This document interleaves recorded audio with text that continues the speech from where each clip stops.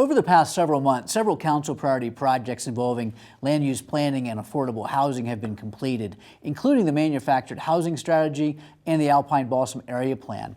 On October 29, Council passed an ordinance that also links land use and affordable housing called Community Benefit. Here to talk about the effort is Carl Geiler, our Senior Planner and Code Amendment Specialist. Carl, welcome to Inside Boulder.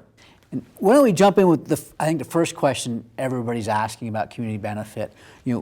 What's the new ordinance going to do as far as, does it change the height limits? The new ordinance does not change the maximum height limit in the city of Boulder. The maximum height limit in the city is set by the city charter that was done in 1971, so it sets it at 55 feet. What it does is it changes the conditions between the top of the maximum height limit in a zoning district up to that 55 feet. So just want to make it clear it's not raising the height limit in the city of Boulder. Okay, so talk to us a little more about community benefit. What is the criteria, and maybe just for our audience, what is community benefit? So community benefit is anything that can contribute to the community needs as identified in the Boulder Valley Comprehensive Plan.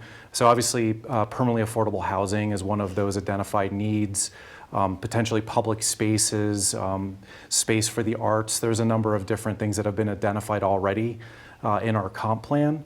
So with the new program, what we call phase one of community benefits really focuses on permanently affordable housing.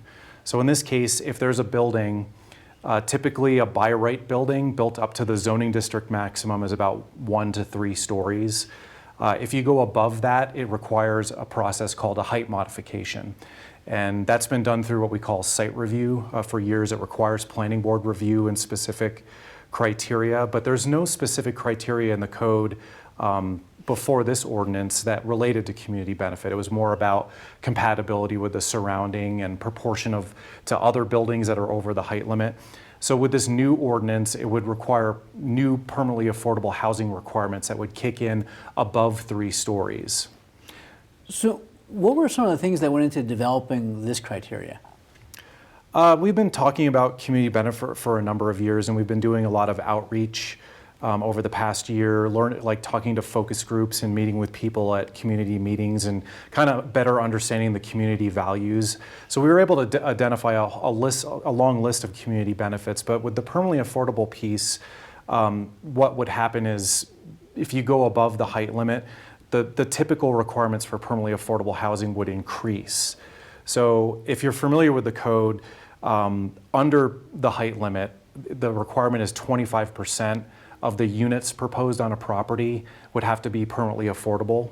It's called our inclusionary housing requirements. But for the bonus floor area, if you go above that height limit in a 4th or a 5th story, that requirement would increase to 36% of the bonus units. There's also what we call commercial linkage fees that relate to funding for affordable housing. So same thing if you do a commercial building, if you go above the height limit in the 4th or 5th story, that requirement would be what's required for the base floor area below, and it would increase by 43% for the 4th and 5th story floor area, what we call bonus floor area. So it's really designed to make Boulder more affordable for families and individuals who want to come in here. Yeah, create more opportunities and more units that are affordable. And does that tie to the Boulder Valley Comprehensive Plan, or is this something new? It does. It's specifically tied to the comprehensive plan. So if you go back to the plan, which was adopted in 2017, there's 3 policies that are specific to this. So I don't have the numbers in front of me, but there's one that relates to community benefit. And there's one that relates to building height, and there's one that relates to permanently affordable housing. And it all talks about if a project is adding intensity or density or height, that the expectation is that there be some sort of community benefit with a focus on permanently affordable housing.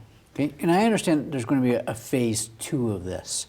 That's right. When does that start, and what does it entail? Phase 2 is already underway. We've already identified a number of the other community benefits that I spoke of, like below market rate commercial, space for the arts, transportation improvements are all identified. We basically just need to define them more and understand exactly what those mean so that they can be put into the code and be enforceable. So we need to weigh them against each other and how that would work. There needs to be more economic analysis on how that would work. There needs to be more legal analysis of how that would work, and also community outreach.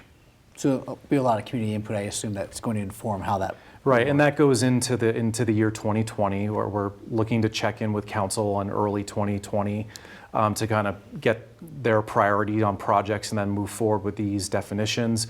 We're hoping that phase 2 can be completed either by the end of 2020 or first quarter of 2021. Okay, so the new ordinance that council passed in October, when does that go into effect, and when would the community expect to start seeing some of these benefits? So the new ordinance, which is the phase 1 of community benefit, would go into effect on January 1st, 2020.